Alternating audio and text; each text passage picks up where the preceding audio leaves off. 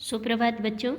आज हम कक्षा 4 के पर्यावरण अध्ययन विषय का पाठ 15 हमारे गौरव का आगे का प्रकरण सरदार वल्लभ भाई पटेल इनके बारे में पढ़ेंगे।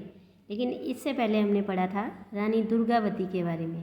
कैसे रानी दुर्गावती बचपन से ही घुड़सवारी, तलवार चलाना, तैराकी करना, इन सब में वो तेज़ थी। कैसे वो दोनों हाथों से तलवारें चलाती थी, उनका निशाना अचूक था।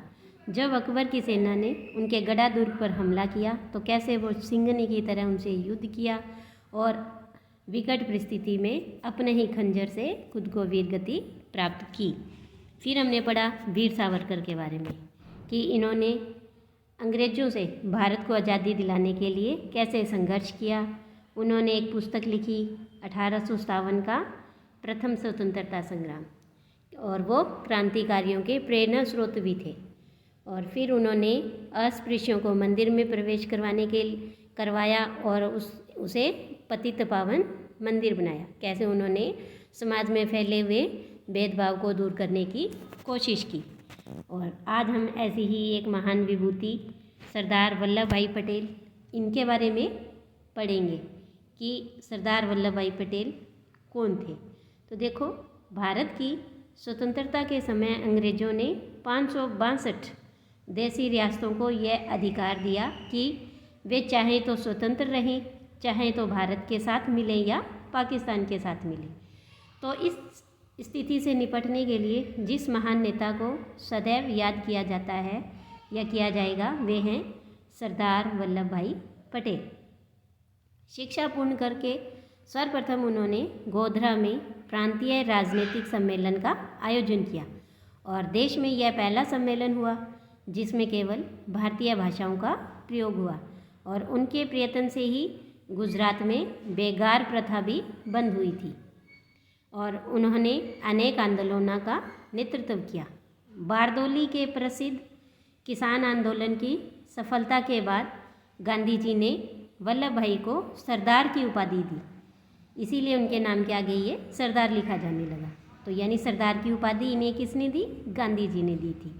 और तभी से वल्लभ भाई सरदार पटेल के नाम से प्रसिद्ध हुए। 15 अगस्त 1947 को देश स्वतंत्र हुआ। सरदार पटेल गृह मंत्री बने। सूचना तथा प्रसारण विभाग और भारतीय रियासतों का विभाग भी उन्हें ही सौंपा गया। फिर वे उप प्रधानमंत्री बने। अपनी संगठनात्मक कुशलता का परिचय देते हुए उन्होंने अधिकांश रियासतों को भारत में मिलाने में सफलता भी पाई। केवल कश्मीर, हैदराबाद और जूनागढ़ में कुछ कठिनाई आई। हैदराबाद में पुलिस एक्शन हुआ और नवाब ने 5 दिनों में ही घुटने टेक दिए और हैदराबाद भारत में मिल गया। जूनागढ़ का नवाब प्रजा के विद्रोह से घबराकर पाकिस्तान भाग गया और सभी रियासतें भारत का अभिन्न अंग बन गई थी। और अपने 75वें जन्मदिन पर उन्होंने देश को एक संदेश दिया कि उत्पादन बढ़ाओ, खर्च घटाओ, और वह आज भी सबके लिए सार्थक है। यानी हमें हमारे देश के अंदर उत्पादन है उसे बढ़ाना है और अपने खर्च को कम करना है, तभी हम तरक्की कर सकते हैं। तो देखिए कि यहाँ एक प्रश्न दिया हुआ है कि बेगार प्रथा क्या थी।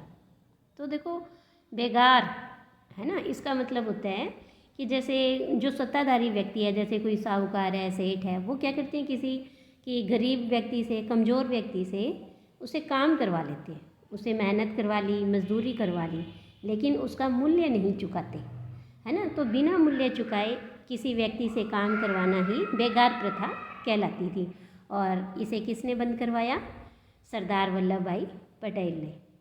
अब देखिए आगे एक प्रश्न हो रहा है कि आप कितनी भारतीय भाषाओं के नाम जानते हैं। तो देखो, हमें संस्कृत, हिंदी, उर्दू, गुजराती, राजस्थानी, बंगला, मराठी, मलयालम, तमिल, तेलुगु, कन्नड़, पंजाबी, कश्मीरी, असमिया, उड़िया, तो इस तरह से कई हमारे भारत में भाषाएं हैं वो बोली जाती हैं। इसके बाद एक और देखिए प्रश्न है कि किसी एक परिवार की मासिक आय 5,000 रुपये, मासिक आय मतलब आमदनी उसकी, और खर्च है उसका 5,000 रुपये, और दूसरे परिवार की मासिक आय है 8,000 रुपये और खर्च है 5,000 रुपये। तो देखिए दोनों परिवारों की आर्थिक स्थिति में क्या अंतर होगा, है ना। तो देखो जो पहला परिवार है जिसकी आमदनी और खर्चा दोनों ही बराबर है ना, और जो दूसरा परिवार है उसकी आमदनी तो है ज़्यादा और खर्चा है कम। तो इस स्थिति में जो दूसरा परिवार है उसकी आर्थिक स्थिति क्या है, वो अच्छी होगी, क्योंकि उसे हर महीने क्या 3,000 रुपये की बचत हो रही है, और इस बचत को वो कहीं और दूसरे काम में भी लगा सकता है, या वो थोड़ा थोड़ा करके अधिक अपनी बचत को इकट्ठा भी कर सकता है। इसीलिए सरदार वल्लभ भाई पटेल ने एक नारा भी दिया था कि उत्पादन बढ़ाओ, खर्च घटाओ, है ना। अब देखिए अगला प्रश्न इसी संदेश पर है कि सरदार पटेल का संदेश उत्पादन बढ़ाओ, खर्च घटाओ व्यक्तिगत रूप से और देश हित में आज भी सार्थक है ना। कैसे? क्योंकि इससे क्या है, देखो कि हमारी बचत बढ़ेगी और देश है वो खुशहाल होगा, है ना। और बचत बढ़ने से क्या है, निवेश भी बढ़ता है कि हम इस पैसे को किसी उद्योग में लगा सकते हैं। इससे क्या है, हमारे देश में उद्योगों में वृद्धि होगी, है ना।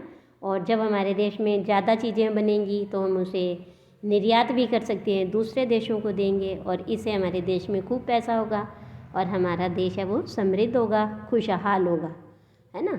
इसीलिए ये संदेश है वो आज भी सार्थक है। तो देखो इस पाठ में हमने देखा कि जो जितने भी हमारे भारत के महापुरुष हैं, वीरांगनाएं हैं, ये सब हमारे गौरव हैं, है ना।